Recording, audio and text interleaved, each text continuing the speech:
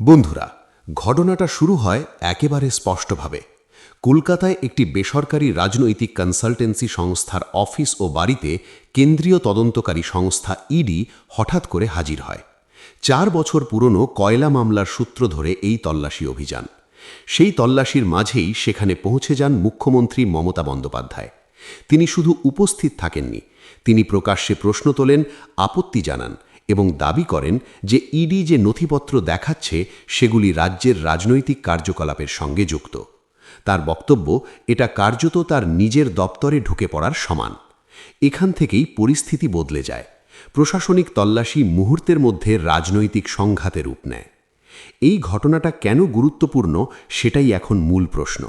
কারণ এই প্রথম নয় যে ইডি বা সিবিআই কোনো রাজ্যে অভিযান চালাচ্ছে, কিন্তু এই প্রথম একজন ক্ষমতাসীন মুখ্যমন্ত্রী সরাসরি সেই অভিযানে ঢুকে পড়ছেন, প্রকাশ্যে কেন্দ্রীয় সংস্থাকে চ্যালেঞ্জ করছেন এবং পরে সেই সংস্থার বিরুদ্ধেই রাজ্য পুলিশের মাধ্যমে এফআইআর নথিভুক্ত হওয়ার খবর সামনে আসছে।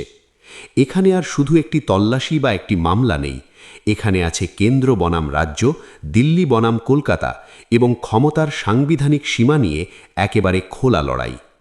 এর পরের পর্বটা আরও তাৎপর্যপূর্ণ। ইডি এই ঘটনার পর কলকাতা হাইকোর্টে যায়।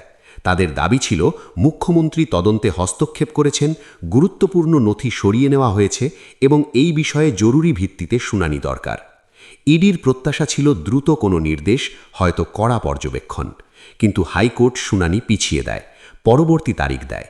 অর্থাৎ ইডি যে তৎক্ষণাৎ স্বস্তি চেয়েছিল তা তারা পেল না। আইনি স্তরে এটি একটি ছোট সিদ্ধান্ত মনে হলেও রাজনৈতিক স্তরে এটি বড় বার্তা দেয়। বার্তাটা হলো, এই লড়াই এখনই কোনো একতরফা জায়গায় পৌঁছচ্ছে না। এই প্রেক্ষাপটেই শুরু হয় রাস্তায় নামা। মুখ্যমন্ত্রী মমতা বন্দ্যোপাধ্যায় ঘোষণা করেন তিনি মিছিল করবেন, 6 কিলোমিটার দীর্ঘ পদযাত্রা। তিনি একা নন, তার সঙ্গে দলীয় নেতা, কর্মী, সমর্থকরা। প্রশাসনিক ভাষায় একে রাজনৈতিক প্রতিবাদ বলা যায়, কিন্তু বাস্তবে এটা ছিল শক্তি প্রদর্শন, ক্ষমতার প্রদর্শন। কারণ যখন একজন মুখ্যমন্ত্রী নিজে রাস্তায় নামেন, তখন সেটা আর সাধারণ কর্মসূচি থাকে না, তখন সেটি রাজ্যের রাজনৈতিক আবহ বদলে দেয়। এখানেই সংঘাতটা পরিষ্কার হয়ে ওঠে। একদিকে বিজেপি এবং কেন্দ্রীয় তদন্তকারী সংস্থা, অন্যদিকে তৃণমূল কংগ্রেস এবং রাজ্যের প্রশাসনিক ক্ষমতা। বিজেপির বক্তব্য, মুখ্যমন্ত্রী ভয় পেয়ে তদন্তে বাধা দিচ্ছেন। তৃণমূলের বক্তব্য, ইডি রাজনৈতিক অস্ত্র, দিল্লির নির্দেশে কাজ করছে। এই দুই বক্তব্যের মাঝখানে দাঁড়িয়ে আছে সাধারণ মানুষ এবং দেশের সাংবিধানিক কাঠামো। এই সংঘাত শুধু কলকাতার রাস্তায় সীমাবদ্ধ থাকেনি, দিল্লিতেও ছড়িয়ে পড়ে। তৃণমূল কংগ্রেসের সাংসদরা কেন্দ্রীয় স্বরাষ্ট্র মন্ত্রকের সামনে যান, কোনো পূর্ব ঘোষণা ছাড়াই। সেখানে পরিস্থিতি উত্তপ্ত হয়, পুলিশ হস্তক্ষেপ করে, সাংসদদের আটক করা হয়, থানায় নিয়ে যাওয়া হয়।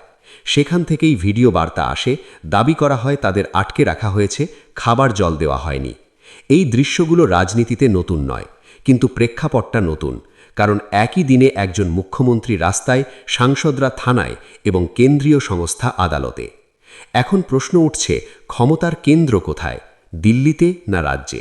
সংবিধান অনুযায়ী তদন্তকারী সংস্থা কেন্দ্রের অধীনে, কিন্তু আইন শৃঙ্খলা রাজ্যের বিষয়। যখন ইডির বিরুদ্ধে রাজ্য পুলিশ এফআইআর করে, তখন সেই সংঘাত আইনের বই ছেড়ে রাজনীতির ময়দানে নেমে আসে।